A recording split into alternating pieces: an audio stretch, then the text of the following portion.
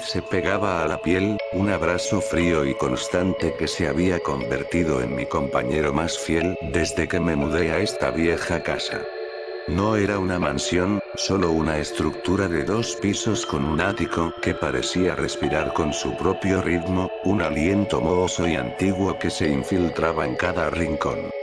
Lo compré barato, una ganga, dijo el agente inmobiliario con una sonrisa demasiado amplia, casi una mueca, un poco de carácter. El carácter incluía goteras ocasionales que dejaban manchas oscuras en el techo como mapas de continentes desconocidos, crujidos que sonaban a pasos arrastrados en la noche, y un olor persistente a madera vieja, a polvo acumulado de siglos, y algo más, algo indefinible, como polvo de sueños rotos, o quizás, como la quietud de una tumba recién abierta, un hedor dulce y metálico que se aferraba a la garganta y no se iba. Al principio, lo ignoré. La mudanza había sido caótica, un torbellino de cajas y desorden. El trabajo me consumía, las horas se estiraban hasta el agotamiento, y las cajas sin desempacar se apilaban en cada habitación como monumentos a mi procrastinación, recordatorios silenciosos de una vida que aún no había logrado organizar, una vida que parecía desmoronarse lentamente. Pero el ático me llamaba. No con voces audibles, no con susurros que pudieran ser atribuidos al viento o a la imaginación febril, sino con una presencia silenciosa, una gravedad que tiraba de mí cada vez que pasaba por la puerta desvencijada en el pasillo del segundo piso. Estaba sellada con un cerrojo oxidado y una cadena gruesa, tan gruesa que parecía haber sido forjada para contener una bestia, como si alguien hubiera querido asegurarse de que nada saliera, o entrara. La cadena, en particular, me intrigaba. No era una simple medida de seguridad. Parecía una advertencia, un sello contra algo que no quería ser molestado, una barrera contra una verdad incómoda, una verdad que la casa misma parecía querer ocultar. Una tarde de sábado, con la lluvia golpeando las ventanas con la insistencia de un tambor y el silencio de la casa amplificando el latido de mi propio corazón hasta convertirlo en un estruendo ensordecedor en mis oídos, decidí que era suficiente. No podía seguir viviendo con esa curiosidad punzante que me carcomía por dentro, una curiosidad que se había transformado en una obsesión. Encontré unas tenazas viejas en la caja de herramientas que dejé sin desempacar, cubiertas de herrumbre y telarañas, como si hubieran estado esperando este momento. El metal frío en mis manos, el chirrido agudo del óxido al ceder, el eslabón de la cadena rompiéndose con un chasquido seco que resonó en el pasillo vacío, un sonido que me pareció extrañamente satisfactorio, como si hubiera liberado algo, o a alguien. La puerta se abrió con un gemido prolongado, un lamento de madera vieja y bisagras oxidadas, revelando una oscuridad tan densa que parecía absorber la poca luz que se filtraba desde el pasillo, una oscuridad que no era solo ausencia de luz, sino una entidad palpable, casi viva, que me invitaba a entrar. El aire en el ático era rancio, pesado, como si hubiera estado atrapado allí durante décadas, o como si contuviera los últimos alientos de incontables vidas pasadas, susurros de desesperación suspendidos en el polvo que danzaba en el aire. Encendí la linterna de mi teléfono. El haz de luz danzó sobre telarañas que parecían cortinas de encaje gris, tejidas con una paciencia macabra, sobre muebles cubiertos con sábanas blancas que parecían fantasmas inmóviles, esperando su turno para bailar en la penumbra. Había un baúl grande en el centro, de madera oscura y con herrajes de latón deslustrado, grabado con símbolos que parecían antiguos y desconocidos, casi indescifrables. Me acerqué, el polvo crujiendo bajo mis pies con cada paso, un sonido que me pareció amplificado en el silencio sepulcral del ático, como si cada paso fuera un eco en una cripta. El baúl no tenía candado, solo un pestillo simple. Lo abrí, y un olor a papel viejo y moho se elevó, casi tangible, mezclado con un aroma débil a algo dulzón y putrefacto, un hedor que me revolvió el estómago. Dentro, no había tesoros ni esqueletos, solo libros. Montones de ellos, encuadernados en cuero, con tapas descoloridas y páginas amarillentas, como si el tiempo hubiera intentado borrar sus secretos, pero solo hubiera logrado hacerlos más enigmáticos, más atractivos. Eran diarios. Cientos de ellos, apilados sin orden, una biblioteca de vidas olvidadas, de miedos y tormentos, una colección macabra de almas. Tomé el de arriba, el cuero agrietado y seco bajo mis dedos, una sensación extrañamente íntima. La letra era pequeña, pulcra, casi caligráfica, como si la autora hubiera puesto un cuidado meticuloso en cada trazo, un cuidado que contrastaba con el contenido cada vez más perturbador. La fecha en la primera página era de 1923. 2 de marzo de 1923. La soledad es una bestia hambrienta. Me devora. Esta casa es demasiado grande para una sola persona. A veces, juro que escucho voces. Pequeños susurros, como el roce de seda contra la madera, o el arrastre de pies descalzos en el piso de arriba, cuando sé que estoy sola. Es como si la casa misma respirara, y yo fuera solo un pequeño insecto en sus entrañas. Mi corazón dio un vuelco. Voces. Yo también las había escuchado, o al menos, había creído escucharlas en los momentos más silenciosos de la noche, cuando la imaginación se desboca y la realidad se difumina. Seguí leyendo. El diario pertenecía a una mujer, Elara. Las entradas eran un monólogo de su vida en esa misma casa, sus pensamientos, sus miedos, sus observaciones. Al principio, eran mundanas. El clima, las visitas esporádicas de parientes lejanos, las reparaciones interminables de la casa. Pero a medida que avanzaba, el tono cambiaba, volviéndose más oscuro, más inquietante, teñido de una paranoia creciente que se sentía contagiosa. 15 de abril de 1923. Hay un patrón en los crujidos. No es el viento. Es como si alguien se moviera por la casa cuando no estoy mirando.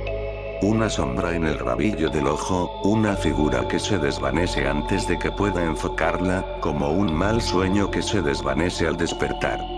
Siento una mirada constante sobre mí, incluso cuando estoy sola en mi habitación, con la puerta cerrada con llave. Es una sensación helada, como un aliento gélido en mi nuca. 3 de mayo de 1923. He dejado migas de pan. Pequeñas trampas. Siempre desaparecen. No hay ratones. No hay nada. Pero algo se mueve. Algo que no debería estar aquí, algo que se burla de mi lógica, de mi cordura. Las puertas que cierro con llave aparecen entreabiertas. Mis objetos personales cambian de lugar. Es un juego, lo sé. Un juego cruel, y yo soy el juguete. La paranoia de Elara se volvía palpable con cada página. Describía cómo los objetos se movían ligeramente de lugar, cómo las puertas que había cerrado con llave aparecían entreabiertas, cómo las luces parpadeaban sin razón aparente, como si alguien jugara con los interruptores, o con su mente. No había mención de ladrones, ni de vecinos entrometidos. Solo una presencia invisible, un intruso silencioso que se deleitaba en su tormento, en su creciente desesperación, en su lenta desintegración mental. 20 de junio de 1923. Lo vi. Un reflejo en el cristal de la ventana. Una figura alta y delgada. Estaba detrás de mí, tan cerca que sentí su aliento frío en mi nuca, un aliento que olía a tierra húmeda y a algo putrefacto, como la descomposición. Cuando me giré, no había nada. Me estoy volviendo loca. O quizás, ya lo estoy. Mis nervios están destrozados, mi mente es un laberinto de miedos. Dejé el diario, mis manos temblaban tan violentamente que el libro casi se me cae.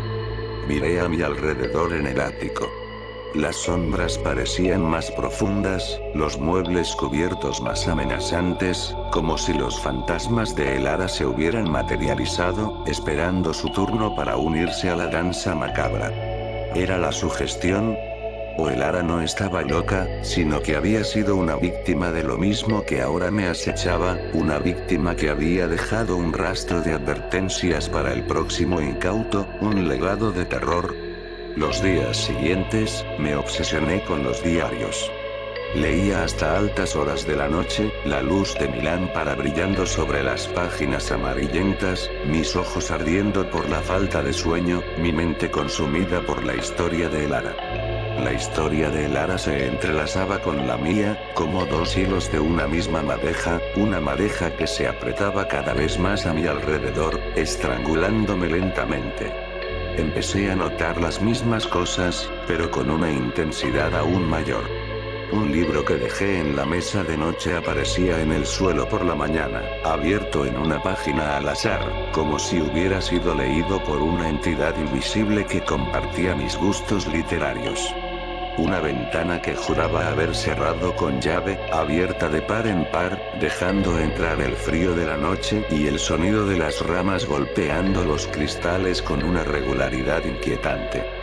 El eco de mis propios pasos en los pasillos vacíos, o eran otros pasos, sutiles, que se mezclaban con los míos, un acompañamiento inquietante que me seguía a todas partes, incluso a la cama. La casa parecía encogerse a mi alrededor, sus paredes susurrando secretos, susurros que se filtraban en mis sueños, convirtiéndolos en pesadillas vívidas de sombras que bailaban en la oscuridad. La descripción de Lara de la figura alta y delgada se grabó en mi mente. Empecé a verla en los reflejos de los cristales, en las sombras proyectadas por los árboles fuera de mi ventana, en la periferia de mi visión.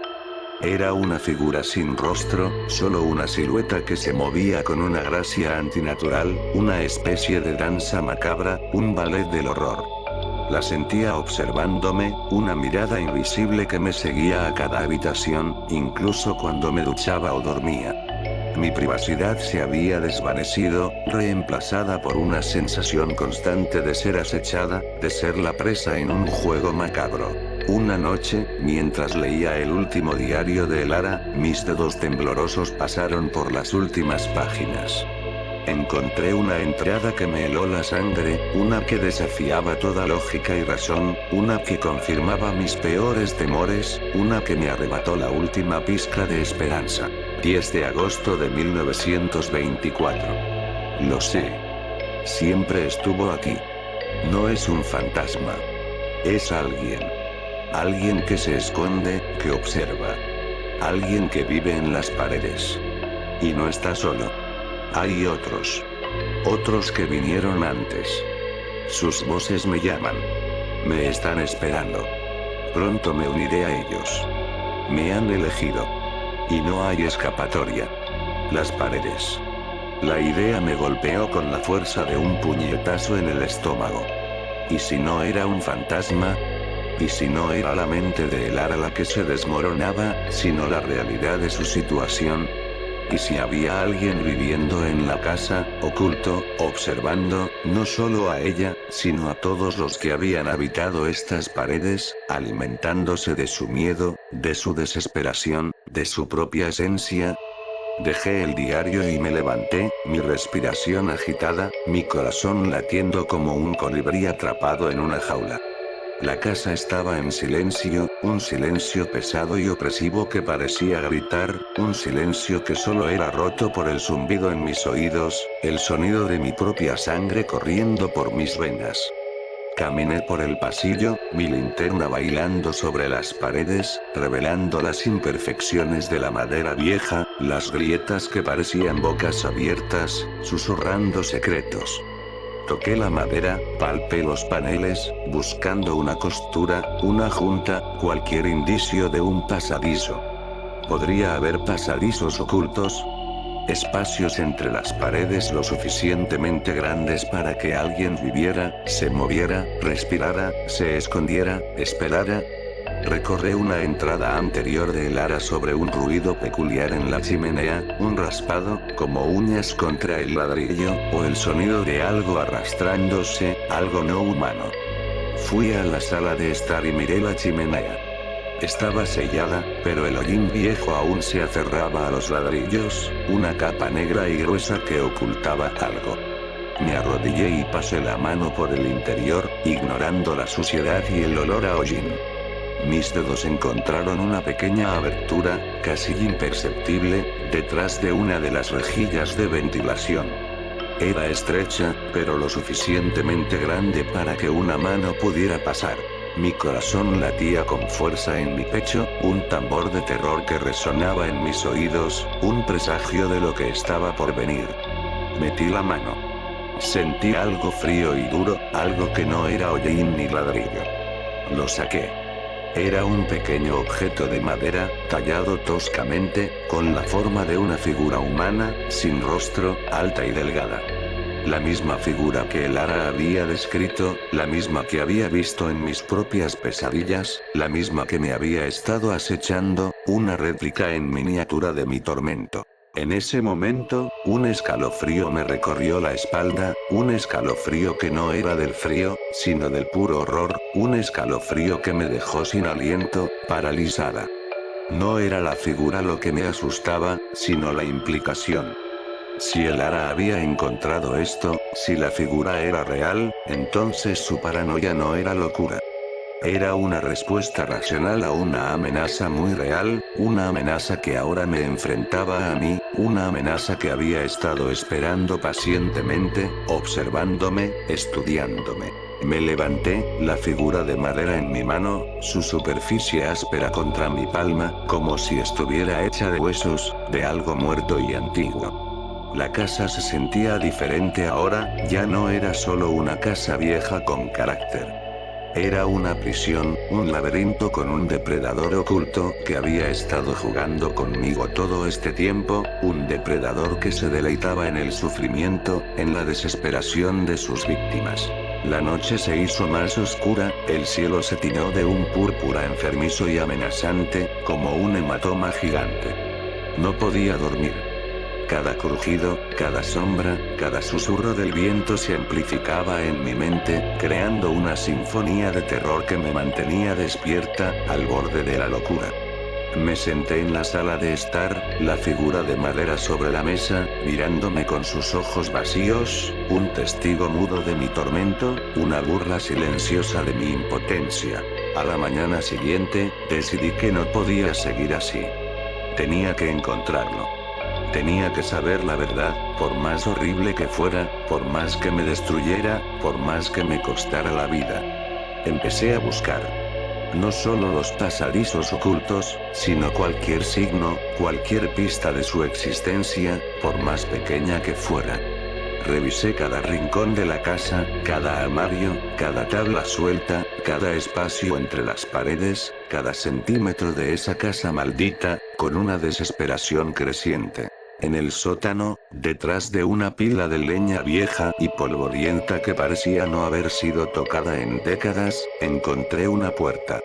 Estaba bien escondida, cubierta de telarañas y polvo, como si nadie la hubiera abierto en décadas, una puerta olvidada por el tiempo, un secreto enterrado. El pestillo estaba oxidado, pero se dio con un empujón, revelando un oscuro abismo, una boca abierta hacia lo desconocido, un pasaje a un infierno personal. Detrás de la puerta, había un túnel estrecho, oscuro y húmedo. El aire era aún más rancio que en el ático, cargado con un olor a descomposición y algo más, algo dulce y nauseabundo, como flores marchitas y carne podrida, el hedor de la muerte, de la putrefacción. La linterna de mi teléfono apenas penetraba la oscuridad, el haz de luz se perdía en la inmensidad del túnel, revelando solo una pequeña porción de lo que se extendía ante mí, un camino hacia la perdición.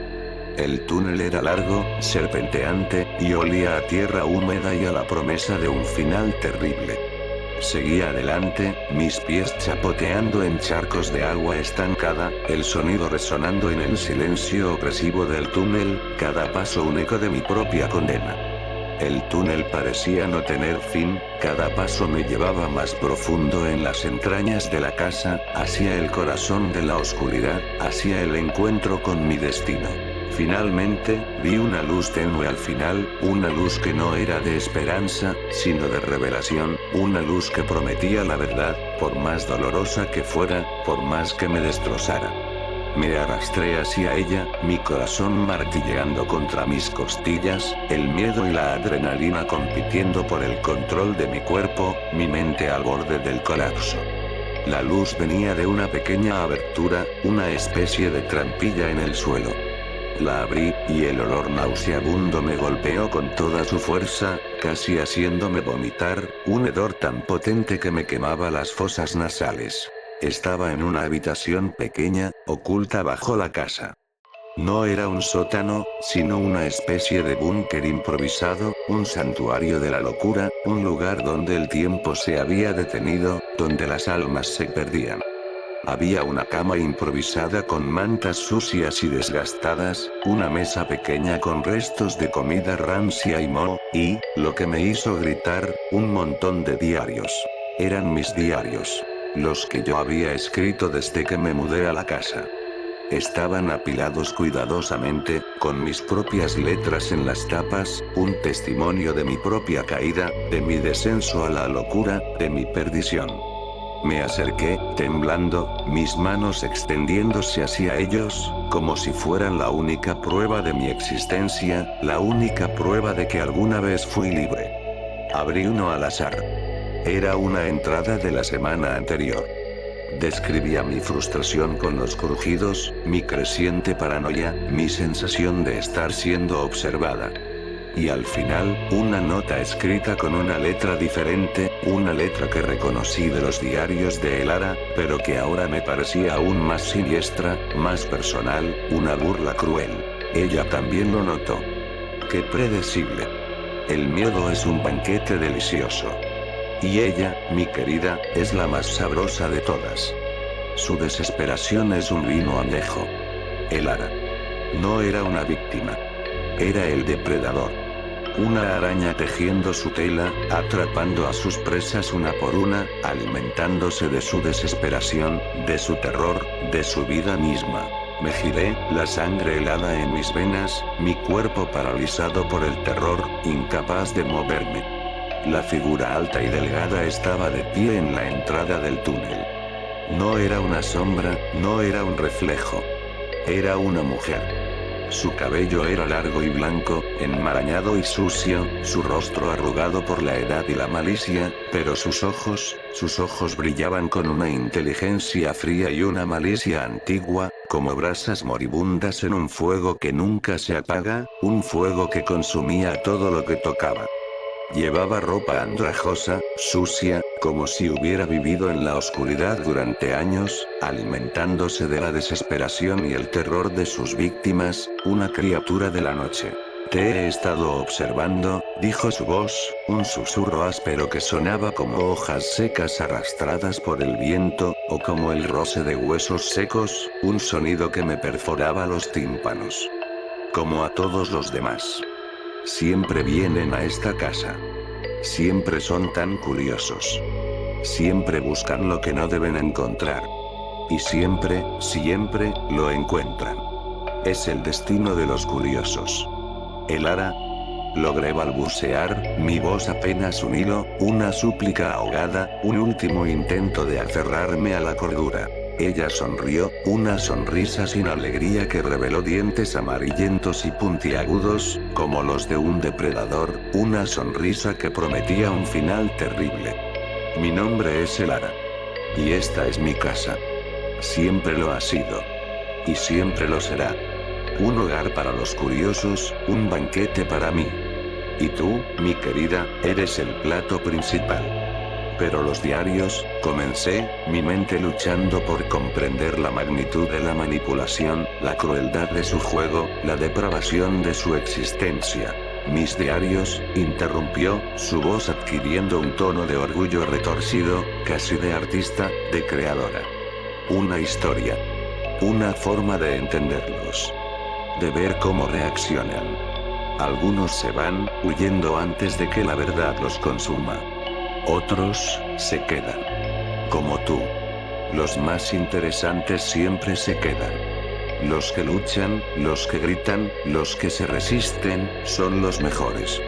Su desesperación es mi alimento.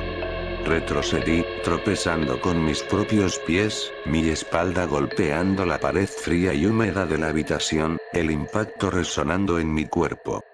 La habitación se sentía sofocante, el aire pesado con el olor dulce y nauseabundo que ahora reconocía como el hedor de la muerte y la locura, el hedor de vidas perdidas, de almas consumidas. ¿Qué quieres?, pregunté, mi voz apenas un susurro, una súplica desesperada, un último grito antes de la oscuridad. Ella dio un paso adelante, sus ojos fijos en mí, una mirada que me desnudaba el alma, que veía a través de mis miedos más profundos, que conocía cada uno de mis secretos. Quiero compañía. Y tú, mi querida, eres la última en una larga línea de inquilinos. Y la más interesante hasta ahora. Tu miedo es exquisito. Es la melodía más dulce. Y tu alma será una adición maravillosa a mi colección. No había escapatoria. La trampilla era la única salida, y ella estaba bloqueando el túnel, una silueta imponente contra la tenue luz, una guardiana de la oscuridad, una figura de pesadilla. Me di cuenta de que no había sido la casa la que me había vuelto paranoica. Había sido ella. Ella había movido los objetos, había abierto las ventanas, había creado la ilusión de una presencia. Había cultivado mi miedo, alimentándolo, observando mi descenso a la locura con una satisfacción perversa, como un científico observando un experimento, un artista creando su obra maestra. Y ahora, yo era parte de su colección. Otro diario para añadir a su pila, otra historia para su entretenimiento retorcido, otro eco en el ático, otro lamento en el coro de los perdidos, otra alma consumida por la casa y su habitante. El último sonido que escuché antes de que la oscuridad me envolviera por completo, antes de que su mano fría y huesuda se cerrara sobre mi boca, silenciando mi grito, fue su risa. Una risa seca, crujiente, que resonó en la pequeña habitación, un eco que se quedaría conmigo para siempre, un eco que se uniría al coro de los que habían caído antes, un coro que ahora incluya mi propia voz, mi propio lamento. Ahora, la humedad se pega a mi piel. La oscuridad es mi compañera constante. Y a veces, juro que escucho voces. Voces de los que vinieron antes, susurrando sus historias, sus miedos, sus lamentos, sus últimas palabras, sus advertencias inútiles. Y sé que, algún día, otro curioso inquilino abrirá el baúl en el ático, atraído por la misma curiosidad que me condenó. Y el ara, la figura alta y delgada, esperará. Siempre espera. Y el ciclo continuará, alimentándose de la curiosidad y el miedo de los incautos, una sinfonía macabra que nunca terminará, un eco eterno en el ático de la casa maldita.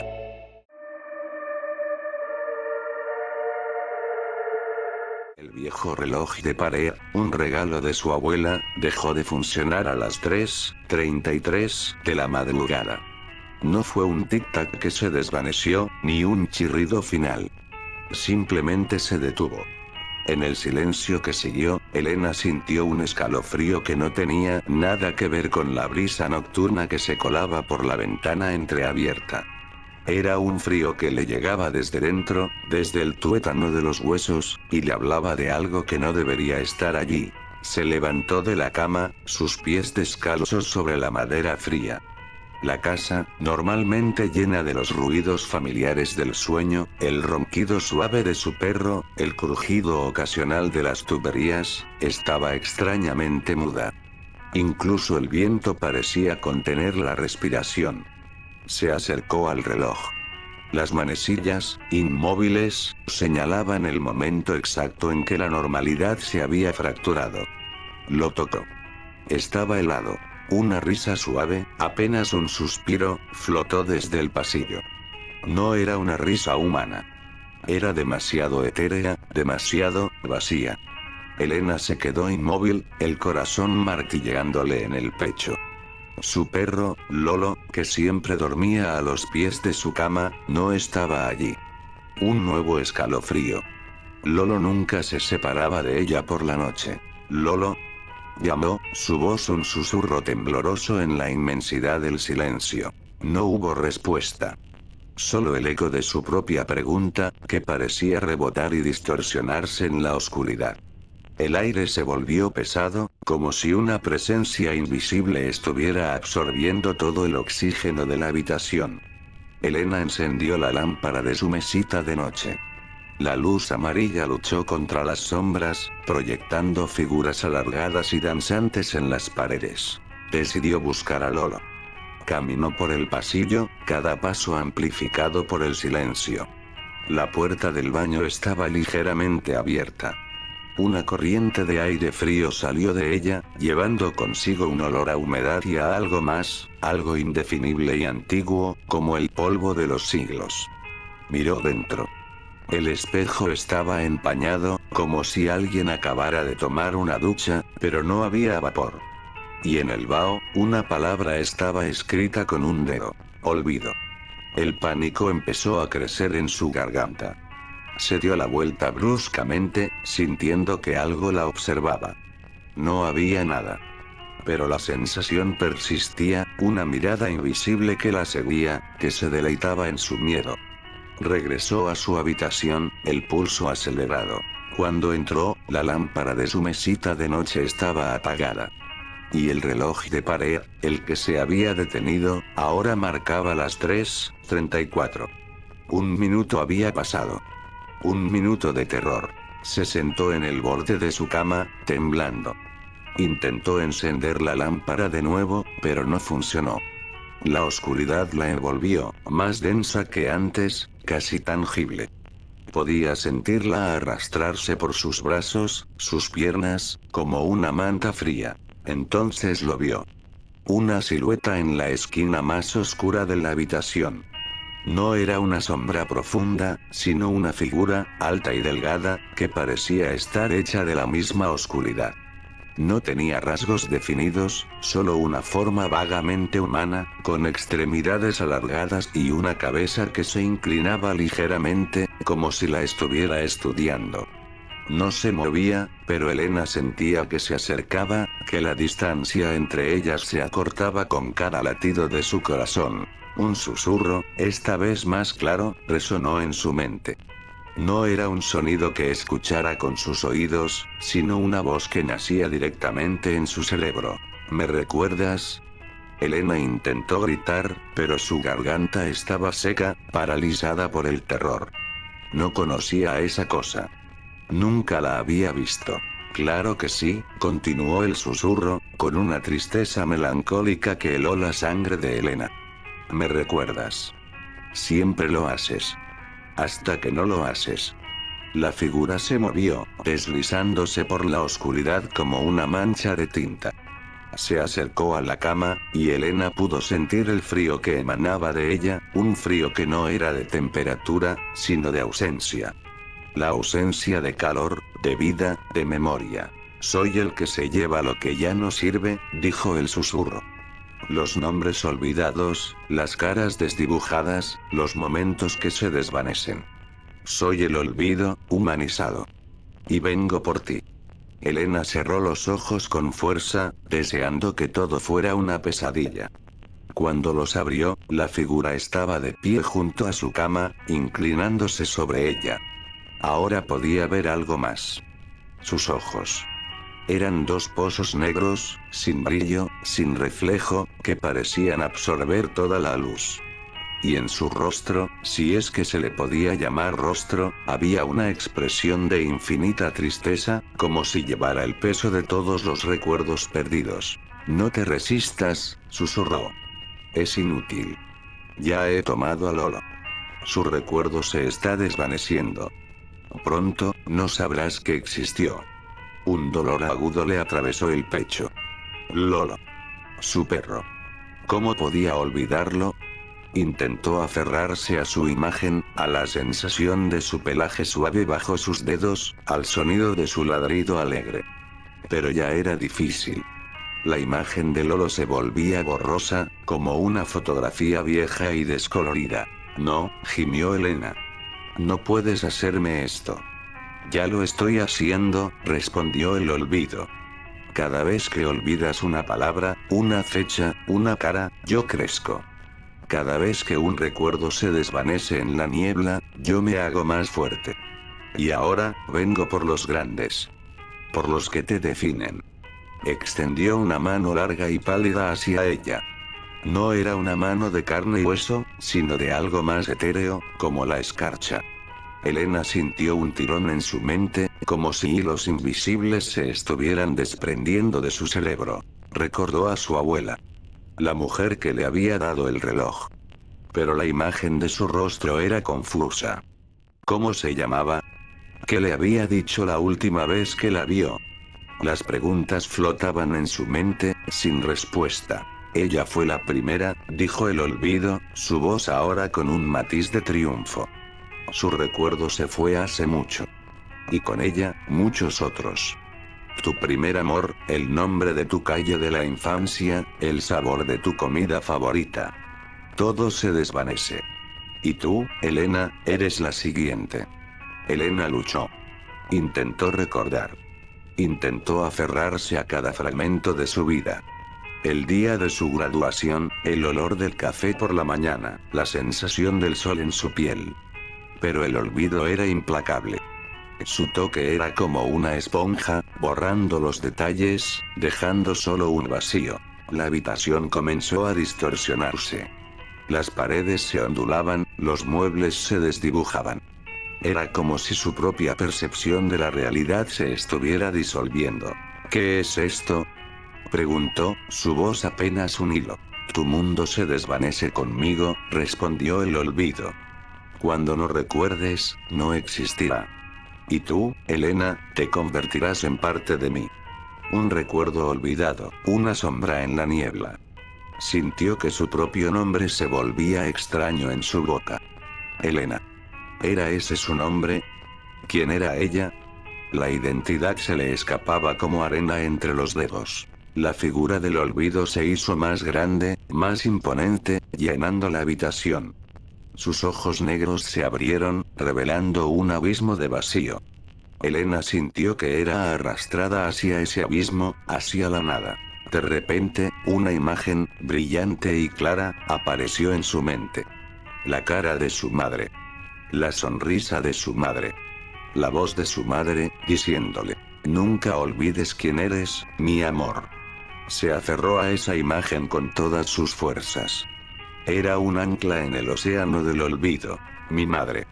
Gritó, la palabra resonando con una fuerza inesperada. El olvido se detuvo. La oscuridad que lo envolvía pareció vacilar. ¿Tu madre? Susurró, con un tono de sorpresa. Ese es un recuerdo fuerte. Muy fuerte. Elena sintió una oleada de energía. Si podía recordar a su madre, podía recordar otras cosas. La casa de su infancia. El olor de las galletas recién horneadas. La risa de su padre. No me llevarás. Gritó, con una nueva determinación. No me olvidarás. El olvido la miró, sus ojos negros fijos en ella. Parecía perplejo. Nadie me ha resistido así, dijo. Todos se rinden. Todos se desvanecen. Yo no. Exclamó Elena. No me rendiré. No olvidaré. Comenzó a recitar nombres. Nombres de amigos, de familiares, de maestros. Nombres de lugares. Nombres de canciones. Cada nombre era un pequeño faro en la oscuridad, una chispa que desafiaba el vacío. El olvido retrocedió un paso, luego otro. La oscuridad que lo formaba comenzó a temblar, a disiparse en los bordes. No puedes recordar todo, murmuró, su voz perdiendo fuerza. Sí puedo. Respondió Elena. Recordaré cada momento, cada persona, cada sentimiento. Porque son parte de mí. Y yo soy parte de ellos. La figura del olvido se encogió, volviéndose más pequeña, más tenue. Los pozos negros de sus ojos se cerraron, y la expresión de tristeza en su rostro se profundizó. Me has vencido, susurró, su voz apenas audible. Por ahora. Y con esas palabras, la figura se disolvió en el aire, como humo, dejando solo un rastro de frío y el olor a humedad antigua. Elena se quedó sin aliento, el cuerpo tembloroso. La lámpara de su mesita de noche se encendió de repente, bañando la habitación en una luz cálida y familiar.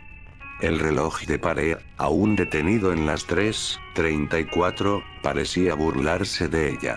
Se levantó, sus piernas aún débiles. Caminó hacia el pasillo. La puerta del baño estaba cerrada. Miró dentro.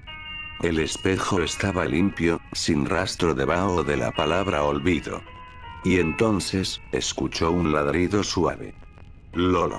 Corrió hacia la sala, donde encontró a su perro acurrucado en su manta, mirándola con sus ojos grandes y leales. Se arrodilló y lo abrazó con fuerza, sintiendo el calor de su cuerpo contra el suyo. Lolo, susurró, las lágrimas brotando de sus ojos. Nunca te olvidaré. Lolo lamió su cara, como si entendiera. Elena regresó a su habitación. El reloj de pared seguía detenido. Pero ahora, no sentía miedo. Sentía una determinación feroz. El olvido existía. Era real. Y siempre estaría al acecho, esperando su momento. Pero ella no se lo permitiría. A partir de esa noche, Elena empezó a escribir. Escribió sobre su vida, sobre sus recuerdos, sobre las personas que amaba.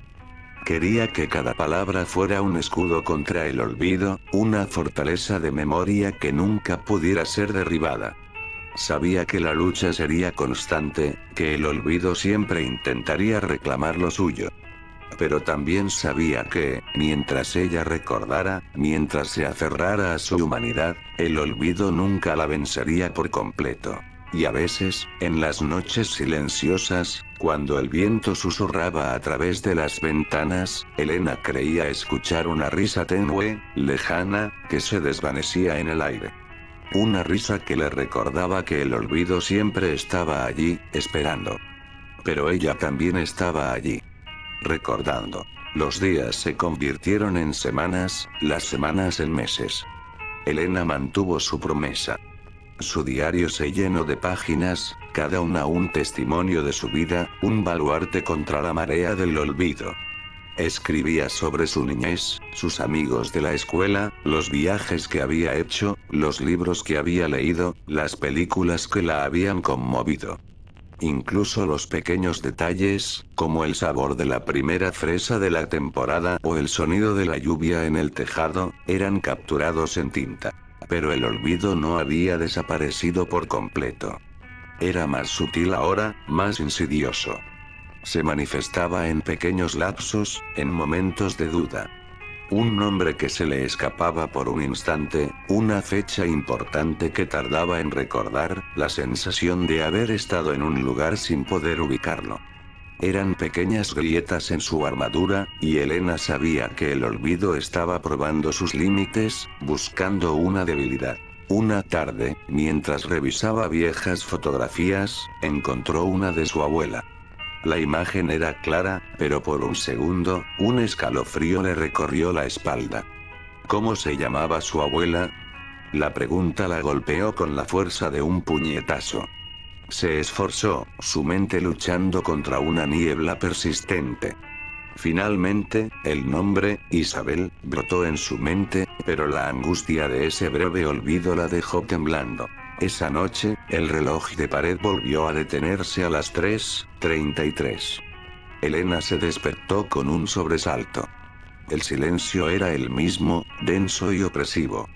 Esta vez, no hubo risas ni susurros audibles. Pero sintió la presencia. El olvido estaba allí, observando desde las sombras, esperando. Se levantó y fue a su escritorio. Abrió su diario y empezó a escribir, con una urgencia renovada. Describió la cara de su abuela, el sonido de su voz, el olor de su perfume. Cada palabra era un acto de desafío, una afirmación de que no se rendiría. A medida que escribía, la sensación de la presencia se desvanecía. El reloj de pared, cuando Elena lo miró de nuevo, había vuelto a funcionar, marcando las 3:35. Elena se dio cuenta de que la lucha no era algo que pudiera ganar de una vez por todas. Era una batalla diaria, una vigilancia constante. El olvido no era una entidad que pudiera ser destruida, sino una fuerza inherente a la existencia, una parte inevitable del paso del tiempo. Pero ella podía resistirse. Podía elegir recordar. Decidió ir más allá de su diario personal. Empezó a grabar conversaciones con sus seres queridos, a filmar los momentos importantes, a documentar las historias de su familia. Quería crear un archivo, una biblioteca de recuerdos que trascendiera su propia mente, que pudiera ser compartida y preservada por otros. Un día, mientras investigaba sobre la memoria y el olvido, se topó con viejas leyendas y mitos. En algunas culturas, se hablaba de espíritus o entidades que se alimentaban de los recuerdos perdidos, de las historias no contadas. Elena no pudo evitar sentir un escalofrío. ¿Era el olvido una de esas entidades? No era simplemente la personificación de un proceso natural, pero con una conciencia propia, una voluntad de consumir. La pregunta la obsesionó. Si el olvido era consciente, ¿qué sentía? ¿Tristeza por lo que se perdía, o una satisfacción fría al absorberlo todo?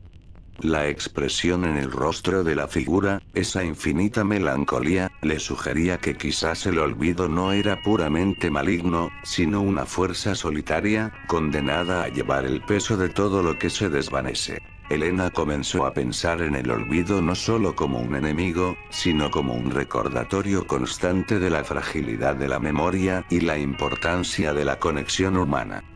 Cada vez que compartía una historia, cada vez que escuchaba a alguien recordar, sentía que estaba fortaleciendo la red de la memoria colectiva, haciéndola más resistente a la influencia del olvido. Y así, Elena vivió su vida, no con miedo, sino con una conciencia aguda de la importancia de cada momento, de cada recuerdo. Sabía que el olvido siempre estaría allí, un susurro en la oscuridad, una sombra en la periferia. Pero ella, Elena, también estaría allí, recordando. Y en ese acto de recordar, encontraba su propia forma de inmortalidad, una que el olvido, por muy poderoso que fuera, nunca podría arrebatarle por completo. Los años pasaron, y la vida de Elena se tejió con hilos de recuerdos y resistencia. Su diario se había convertido en una serie de volúmenes, cada uno más grueso que el anterior, un monumento a la persistencia de la memoria. Sus grabaciones y películas eran un tesoro para su familia y amigos, un legado de historias que se negaban a ser silenciadas. Elena, ahora una mujer mayor, había envejecido con gracia, pero la chispa en sus ojos, esa determinación feroz, nunca se había apagado. El olvido, por su parte, había cambiado su estrategia. Ya no se manifestaba con la misma intensidad aterradora de aquella primera noche. Sus ataques eran más sutiles, más insidiosos. Se colaba en las conversaciones, haciendo que las personas olvidaran detalles triviales, nombres de personajes de películas o el motivo por el que habían entrado en una habitación. Eran pequeños triunfos para el olvido, pero Elena sabía que eran los precursores de algo más grande si no se les prestaba atención. Una de las manifestaciones más preocupantes del olvido era su influencia en la memoria colectiva. Elena notó cómo ciertas historias, ciertos eventos históricos, comenzaban a desdibujarse en la conciencia pública. Las personas olvidaban lecciones del pasado, repetían errores, y la historia se convertía en una serie de fragmentos desconectados. El olvido no solo buscaba las memorias individuales, sino que también intentaba erosionar la base misma de la identidad cultural y social. Elena, con su experiencia personal, se convirtió en una especie de guardiana de la memoria. Empezó a dar charlas en escuelas y centros comunitarios, no sobre el olvido como una entidad, sino sobre la importancia de recordar, de documentar, de transmitir historias de generación en generación. Hablaba de la fragilidad de la memoria y de cómo cada recuerdo compartido era un acto de resistencia. Algunas personas la escuchaban con fascinación, otras con escepticismo. Pero Elena no se desanimaba. Sabía que estaba plantando semillas, despertando la conciencia sobre algo que, aunque invisible, era profundamente real. Una noche, mientras dormía, Elena soñó con el olvido. No era la figura sombría y aterradora de antaño. Era una silueta distante, apenas visible en una vasta extensión de niebla. El olvido parecía más pequeño, más débil, y su expresión de tristeza era aún más pronunciada. En el sueño, el olvido le habló, no con un susurro en su mente, sino con una voz tenue, casi un lamento. Me estás debilitando, dijo. Tus recuerdos, los de otros, son una barrera que no puedo atravesar por completo. Elena sintió una punzada de compasión. A pesar de todo el miedo que le había infundido, el olvido parecía una criatura solitaria, condenada a un propósito que le traía más melancolía que satisfacción. No es mi intención destruirte, respondió Elena en el sueño. Solo quiero proteger lo que es valioso. Lo que nos hace humanos. El olvido se desvaneció un poco más en la niebla. El equilibrio, es delicado, murmuró. Demasiada memoria, es una carga. Demasiado olvido, una condena. Elena despertó con una nueva comprensión. El olvido no era solo un depredador, sino también una parte necesaria del ciclo. Había cosas que debían ser olvidadas para que la vida pudiera avanzar, para que el dolor pudiera sanar, para que el espacio pudiera abrirse a nuevas experiencias. Pero el problema surgía cuando el olvido se volvía indiscriminado, cuando devoraba lo esencial, lo que nos definía. Su lucha no era contra el olvido en sí, sino contra su exceso, contra su voracidad desmedida. Se trataba de encontrar un equilibrio, de honrar tanto el recuerdo como la liberación. En sus últimos años, Elena se dedicó a enseñar a otros cómo cultivar su propia jardín de la memoria. Les animaba a escribir, a hablar, a conectar con sus historias y las de sus antepasados. Les enseñó a ser conscientes de los pequeños olvidos, a no subestimar la importancia de los detalles.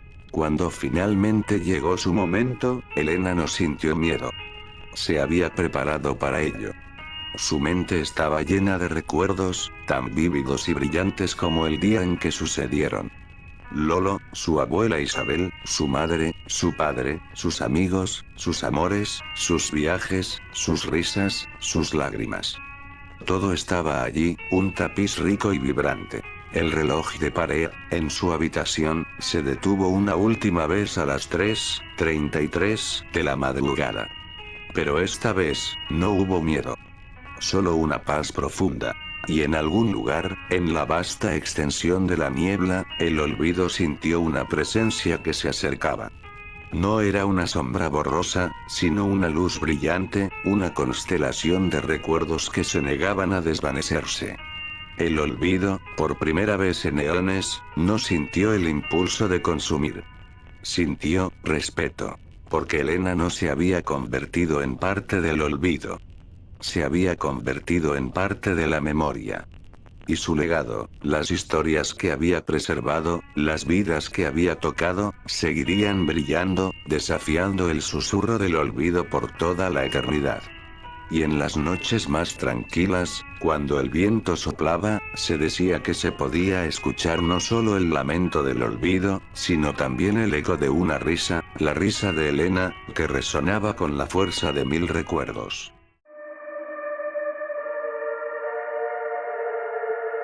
El viejo reloj de pared, un regalo de su abuela, dejó de funcionar a las 3:33 de la madrugada. No fue un tic-tac que se desvaneció, ni un chirrido final. Simplemente se detuvo. En el silencio que siguió, Elena sintió un escalofrío que no tenía nada que ver con la brisa nocturna que se colaba por la ventana entreabierta.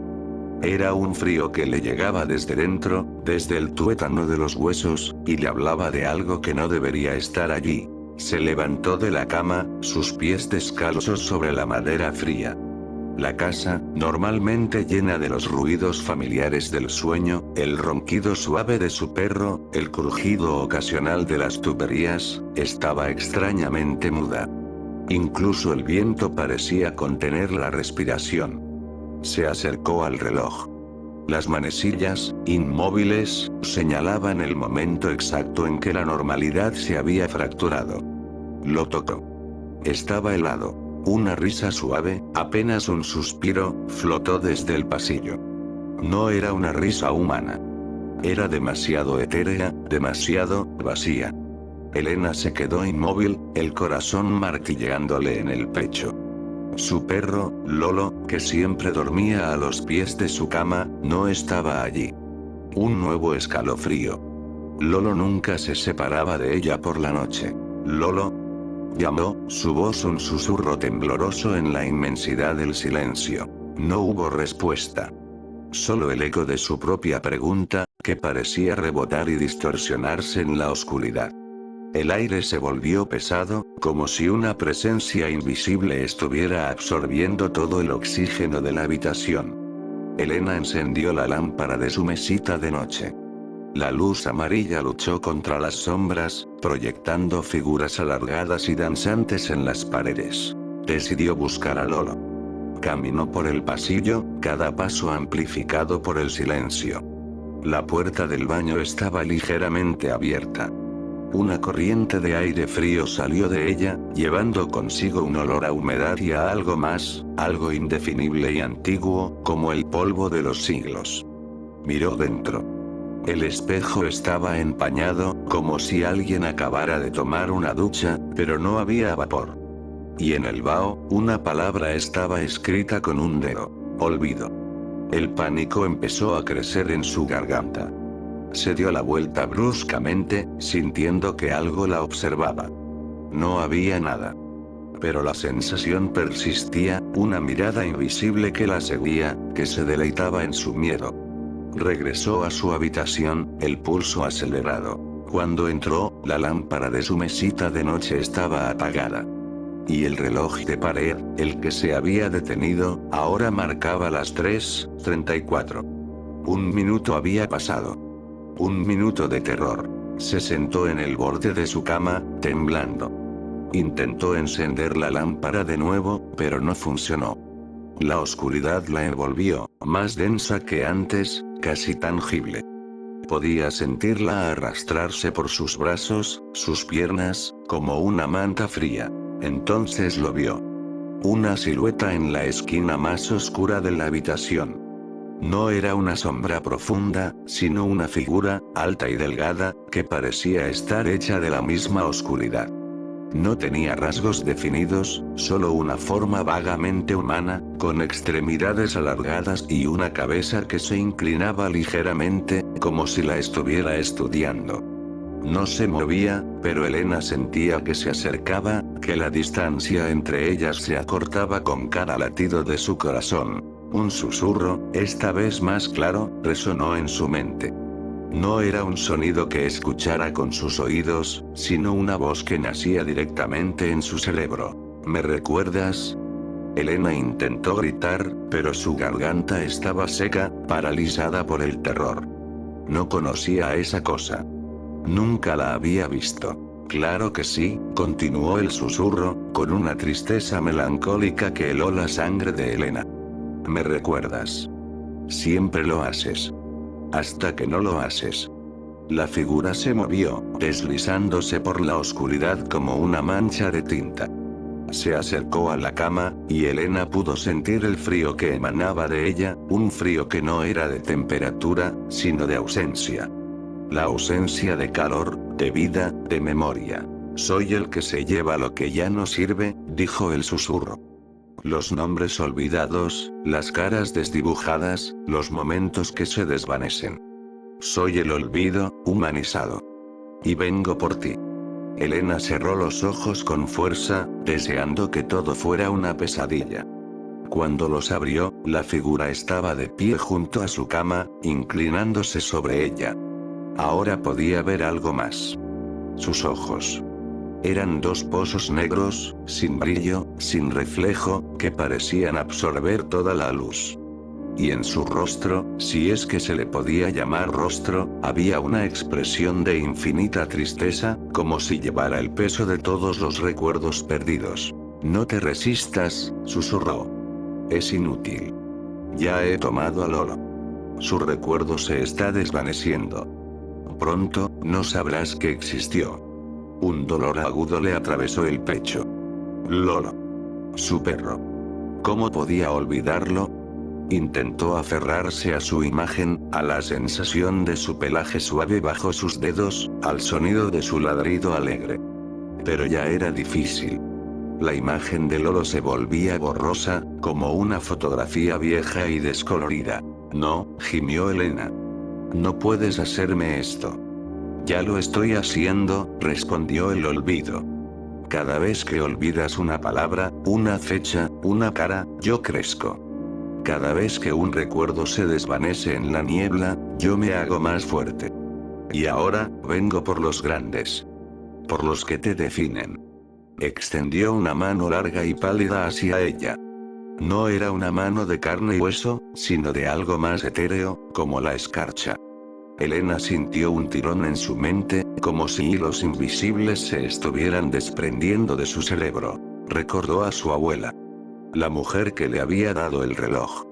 Pero la imagen de su rostro era confusa. ¿Cómo se llamaba? ¿Qué le había dicho la última vez que la vio? Las preguntas flotaban en su mente, sin respuesta. Ella fue la primera, dijo el olvido, su voz ahora con un matiz de triunfo. Su recuerdo se fue hace mucho. Y con ella, muchos otros. Tu primer amor, el nombre de tu calle de la infancia, el sabor de tu comida favorita. Todo se desvanece. Y tú, Elena, eres la siguiente. Elena luchó. Intentó recordar. Intentó aferrarse a cada fragmento de su vida. El día de su graduación, el olor del café por la mañana, la sensación del sol en su piel. Pero el olvido era implacable. Su toque era como una esponja, borrando los detalles, dejando solo un vacío. La habitación comenzó a distorsionarse. Las paredes se ondulaban, los muebles se desdibujaban. Era como si su propia percepción de la realidad se estuviera disolviendo. ¿Qué es esto?, preguntó, su voz apenas un hilo. Tu mundo se desvanece conmigo, respondió el olvido. Cuando no recuerdes, no existirá. Y tú, Elena, te convertirás en parte de mí. Un recuerdo olvidado, una sombra en la niebla. Sintió que su propio nombre se volvía extraño en su boca. Elena. ¿Era ese su nombre? ¿Quién era ella? La identidad se le escapaba como arena entre los dedos. La figura del olvido se hizo más grande, más imponente, llenando la habitación. Sus ojos negros se abrieron, revelando un abismo de vacío. Elena sintió que era arrastrada hacia ese abismo, hacia la nada. De repente, una imagen, brillante y clara, apareció en su mente. La cara de su madre. La sonrisa de su madre. La voz de su madre, diciéndole: nunca olvides quién eres, mi amor. Se aferró a esa imagen con todas sus fuerzas. Era un ancla en el océano del olvido. Mi madre. Gritó, la palabra resonando con una fuerza inesperada. El olvido se detuvo. La oscuridad que lo envolvía pareció vacilar. ¿Tu madre?, susurró, con un tono de sorpresa. Ese es un recuerdo fuerte. Muy fuerte. Elena sintió una oleada de energía. Si podía recordar a su madre, podía recordar otras cosas. La casa de su infancia. El olor de las galletas recién horneadas. La risa de su padre. No me llevarás. Gritó, con una nueva determinación. No me olvidarás. El olvido la miró, sus ojos negros fijos en ella. Parecía perplejo. Nadie me ha resistido así, dijo. Todos se rinden. Todos se desvanecen. Yo no. Exclamó Elena. No me rendiré. No olvidaré. Comenzó a recitar nombres. Nombres de amigos, de familiares, de maestros. Nombres de lugares. nombres de canciones. Cada nombre era un pequeño faro en la oscuridad, una chispa que desafiaba el vacío. El olvido retrocedió un paso, luego otro. La oscuridad que lo formaba comenzó a temblar, a disiparse en los bordes. No puedes recordar todo, murmuró, su voz perdiendo fuerza. Sí puedo, respondió Elena. Recordaré cada momento, cada persona, cada sentimiento. Porque son parte de mí. Y yo soy parte de ellos. La figura del olvido se encogió, volviéndose más pequeña, más tenue. Los pozos negros de sus ojos se cerraron, y la expresión de tristeza en su rostro se profundizó. Me has vencido, susurró, su voz apenas audible. Por ahora. Y con esas palabras, la figura se disolvió en el aire, como humo, dejando solo un rastro de frío y el olor a humedad antigua. Elena se quedó sin aliento, el cuerpo tembloroso. La lámpara de su mesita de noche se encendió de repente, bañando la habitación en una luz cálida y familiar. El reloj de pared, aún detenido en las 3:34, parecía burlarse de ella. Se levantó, sus piernas aún débiles. Caminó hacia el pasillo. La puerta del baño estaba cerrada. Miró dentro. El espejo estaba limpio, sin rastro de vaho de la palabra olvido. Y entonces, escuchó un ladrido suave. Lolo. Corrió hacia la sala, donde encontró a su perro acurrucado en su manta, mirándola con sus ojos grandes y leales. Se arrodilló y lo abrazó con fuerza, sintiendo el calor de su cuerpo contra el suyo. Lolo, susurró, las lágrimas brotando de sus ojos. Nunca te olvidaré. Lolo lamió su cara, como si entendiera. Elena regresó a su habitación. El reloj de pared seguía detenido. Pero ahora, no sentía miedo. Sentía una determinación feroz. El olvido existía. Era real. Y siempre estaría al acecho, esperando su momento. Pero ella no se lo permitiría. A partir de esa noche, Elena empezó a escribir. Escribió sobre su vida, sobre sus recuerdos, sobre las personas que amaba. Quería que cada palabra fuera un escudo contra el olvido, una fortaleza de memoria que nunca pudiera ser derribada. Sabía que la lucha sería constante, que el olvido siempre intentaría reclamar lo suyo. Pero también sabía que, mientras ella recordara, mientras se aferrara a su humanidad, el olvido nunca la vencería por completo. Y a veces, en las noches silenciosas, cuando el viento susurraba a través de las ventanas, Elena creía escuchar una risa tenue, lejana, que se desvanecía en el aire. Una risa que le recordaba que el olvido siempre estaba allí, esperando. Pero ella también estaba allí. Recordando. Los días se convirtieron en semanas, las semanas en meses. Elena mantuvo su promesa. Su diario se llenó de páginas, cada una un testimonio de su vida, un baluarte contra la marea del olvido. Escribía sobre su niñez, sus amigos de la escuela, los viajes que había hecho, los libros que había leído, las películas que la habían conmovido. Incluso los pequeños detalles, como el sabor de la primera fresa de la temporada o el sonido de la lluvia en el tejado, eran capturados en tinta. Pero el olvido no había desaparecido por completo. Era más sutil ahora, más insidioso. Se manifestaba en pequeños lapsos, en momentos de duda. Un nombre que se le escapaba por un instante, una fecha importante que tardaba en recordar, la sensación de haber estado en un lugar sin poder ubicarlo. Eran pequeñas grietas en su armadura, y Elena sabía que el olvido estaba probando sus límites, buscando una debilidad. Una tarde, mientras revisaba viejas fotografías, encontró una de su abuela. La imagen era clara, pero por un segundo, un escalofrío le recorrió la espalda. ¿Cómo se llamaba su abuela? La pregunta la golpeó con la fuerza de un puñetazo. Se esforzó, su mente luchando contra una niebla persistente. Finalmente, el nombre, Isabel, brotó en su mente, pero la angustia de ese breve olvido la dejó temblando. Esa noche, el reloj de pared volvió a detenerse a las 3:33. Elena se despertó con un sobresalto. El silencio era el mismo, denso y opresivo. Esta vez, no hubo risas ni susurros audibles. Pero sintió la presencia. El olvido estaba allí, observando desde las sombras, esperando. Se levantó y fue a su escritorio. Abrió su diario y empezó a escribir, con una urgencia renovada. Describió la cara de su abuela, el sonido de su voz, el olor de su perfume. Cada palabra era un acto de desafío, una afirmación de que no se rendiría. A medida que escribía, la sensación de la presencia se desvanecía. El reloj de pared, cuando Elena lo miró de nuevo, había vuelto a funcionar, marcando las 3:35. Elena se dio cuenta de que la lucha no era algo que pudiera ganar de una vez por todas. Era una batalla diaria, una vigilancia constante. El olvido no era una entidad que pudiera ser destruida, sino una fuerza inherente a la existencia, una parte inevitable del paso del tiempo. Pero ella podía resistirse. Podía elegir recordar. Decidió ir más allá de su diario personal.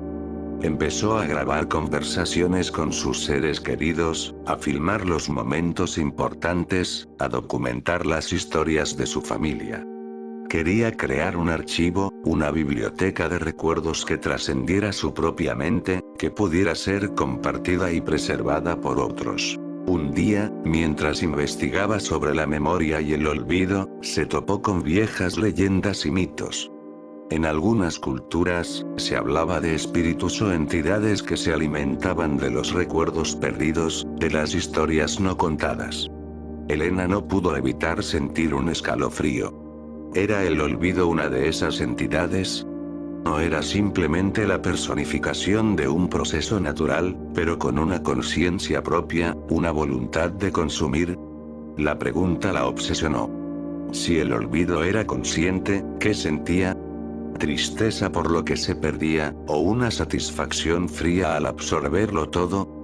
La expresión en el rostro de la figura, esa infinita melancolía, le sugería que quizás el olvido no era puramente maligno, sino una fuerza solitaria, condenada a llevar el peso de todo lo que se desvanece. Elena comenzó a pensar en el olvido no solo como un enemigo, sino como un recordatorio constante de la fragilidad de la memoria y la importancia de la conexión humana.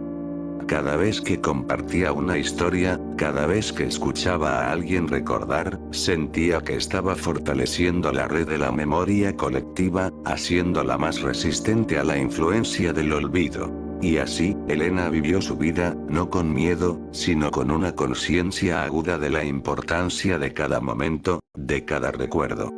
Sabía que el olvido siempre estaría allí, un susurro en la oscuridad, una sombra en la periferia. Pero ella, Elena, también estaría allí. Recordando. Y en ese acto de recordar, encontraba su propia forma de inmortalidad, una que el olvido, por muy poderoso que fuera, nunca podría arrebatarle por completo. Los años pasaron, y la vida de Elena se tejió con hilos de recuerdos y resistencia. Su diario se había convertido en una serie de volúmenes, cada uno más grueso que el anterior, un monumento a la persistencia de la memoria. Sus grabaciones y películas eran un tesoro para su familia y amigos, un legado de historias que se negaban a ser silenciadas. Elena, ahora una mujer mayor, había envejecido con gracia, pero la chispa en sus ojos, esa determinación feroz, nunca se había apagado. El olvido, por su parte, había cambiado su estrategia. Ya no se manifestaba con la misma intensidad aterradora de aquella primera noche. Sus ataques eran más sutiles, más insidiosos. Se colaba en las conversaciones, haciendo que las personas olvidaran detalles triviales, nombres de personajes de películas o el motivo por el que habían entrado en una habitación. Eran pequeños triunfos para el olvido, pero Elena sabía que eran los precursores de algo más grande si no se les prestaba atención. Una de las manifestaciones más preocupantes del olvido era su influencia en la memoria colectiva. Elena notó cómo ciertas historias, ciertos eventos históricos, comenzaban a desdibujarse en la conciencia pública. Las personas olvidaban lecciones del pasado, repetían errores, y la historia se convertía en una serie de fragmentos desconectados. El olvido no solo buscaba las memorias individuales, sino que también intentaba erosionar la base misma de la identidad cultural y social. Elena, con su experiencia personal, se convirtió en una especie de guardiana de la memoria. Empezó a dar charlas en escuelas y centros comunitarios, no sobre el olvido como una entidad, sino sobre la importancia de recordar, de documentar, de transmitir historias de generación en generación. Hablaba de la fragilidad de la memoria y de cómo cada recuerdo compartido era un acto de resistencia. Algunas personas la escuchaban con fascinación, otras con escepticismo. Pero Elena no se desanimaba. Sabía que estaba plantando semillas, despertando la conciencia sobre algo que, aunque invisible, era profundamente real. Una noche, mientras dormía, Elena soñó con el olvido. No era la figura sombría y aterradora de antaño. Era una silueta distante, apenas visible en una vasta extensión de niebla. El olvido parecía más pequeño, más débil, y su expresión de tristeza era aún más pronunciada. En el sueño, el olvido le habló, no con un susurro en su mente, sino con una voz tenue, casi un lamento. Me estás debilitando, dijo. Tus recuerdos, los de otros, son una barrera que no puedo atravesar por completo. Elena sintió una punzada de compasión. A pesar de todo el miedo que le había infundido, el olvido parecía una criatura solitaria, condenada a un propósito que le traía más melancolía que satisfacción. No es mi intención destruirte, respondió Elena en el sueño. Solo quiero proteger lo que es valioso. Lo que nos hace humanos. El olvido se desvaneció un poco más en la niebla. El equilibrio, es delicado, murmuró. Demasiada memoria, es una carga. Demasiado olvido, una condena. Elena despertó con una nueva comprensión. El olvido no era solo un depredador, sino también una parte necesaria del ciclo. Había cosas que debían ser olvidadas para que la vida pudiera avanzar, para que el dolor pudiera sanar, para que el espacio pudiera abrirse a nuevas experiencias. Pero el problema surgía cuando el olvido se volvía indiscriminado, cuando devoraba lo esencial, lo que nos definía. Su lucha no era contra el olvido en sí, sino contra su exceso, contra su voracidad desmedida. Se trataba de encontrar un equilibrio, de honrar tanto el recuerdo como la liberación. En sus últimos años, Elena se dedicó a enseñar a otros cómo cultivar su propio jardín de la memoria. Les animaba a escribir, a hablar, a conectar con sus historias y las de sus antepasados. Les enseñó a ser conscientes de los pequeños olvidos, a no subestimar la importancia de los detalles. Cuando finalmente llegó su momento, Elena no sintió miedo. Se había preparado para ello. Su mente estaba llena de recuerdos, tan vívidos y brillantes como el día en que sucedieron. Lolo, su abuela Isabel, su madre, su padre, sus amigos, sus amores, sus viajes, sus risas, sus lágrimas. Todo estaba allí, un tapiz rico y vibrante. El reloj de pared, en su habitación, se detuvo una última vez a las 3:33 de la madrugada. Pero esta vez, no hubo miedo. Solo una paz profunda. Y en algún lugar, en la vasta extensión de la niebla, el olvido sintió una presencia que se acercaba. No era una sombra borrosa, sino una luz brillante, una constelación de recuerdos que se negaban a desvanecerse. El olvido, por primera vez en eones, no sintió el impulso de consumir. Sintió respeto. Porque Elena no se había convertido en parte del olvido. Se había convertido en parte de la memoria. Y su legado, las historias que había preservado, las vidas que había tocado, seguirían brillando, desafiando el susurro del olvido por toda la eternidad. Y en las noches más tranquilas, cuando el viento soplaba, se decía que se podía escuchar no solo el lamento del olvido, sino también el eco de una risa, la risa de Elena, que resonaba con la fuerza de 1000 recuerdos.